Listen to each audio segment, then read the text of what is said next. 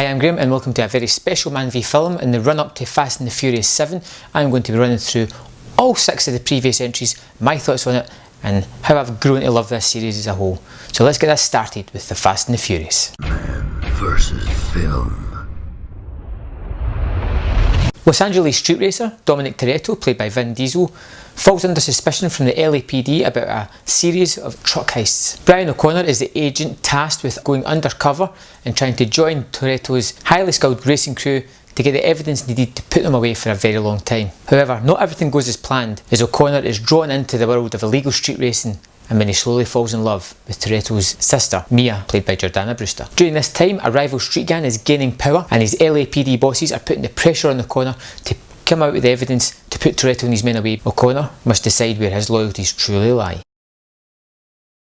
Now, The Fast and the Furious came out in 2001 and was made for a budget of $38 million. It grossed $208 million worldwide, which is a healthy return for that kind of budget. It was directed by Rob Cohen, the man who also directed Triple X, Dragon, the Bruce Lee story, Daylight.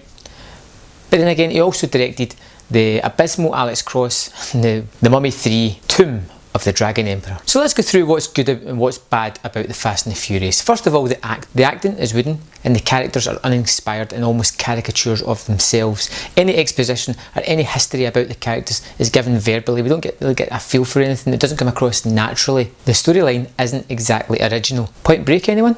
So the characters are unoriginal. The plot is something that I've seen plenty of times before. So why do I get as much enjoyment out of this movie as I do? Because I think this is a great film. Some of the special effects that they use, especially when they're doing the nose driving or the NAS driving, whatever it is, that makes them go super fast, it looks almost video game-ish and it looks very CGI. It's not dated well, it doesn't look great, but it kind of adds to the aesthetic of the movie because the movie itself doesn't seem as if it's based in a real world.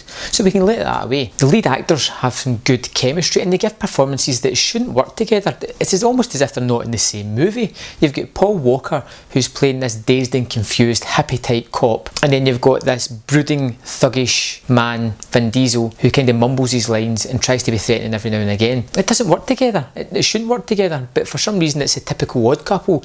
It's a couple that just, you know what, I want to see them in more films together. They work really well together. But basically the reason this film works is because it's fun. It doesn't take itself too seriously. It is simply a popcorn entertainment movie and it delivers on that. It doesn't try to be anything other than that. It doesn't try to pretend to be grandiose when it's not. Overall, Fast and the Furious is a fun movie that rarely dwells on the modalities of what the people are actually doing. It just wants to show off the fast cars, it wants to show off the action, and it wants to show everything off in the flashiest way possible, and I'm down for that because it's fun. I'm going to give Fast and the Furious 3 out of 5. It's a solid entry. It's definitely worth your time, it's definitely worth watching. So remember to tune in next time when I will be reviewing Too Fast, Too Furious, the second entry in this franchise. Now remember, if you want to see more of these videos and get them automatically, if you just click this link for subscribe, and I'll make sure that you get the videos first and foremost.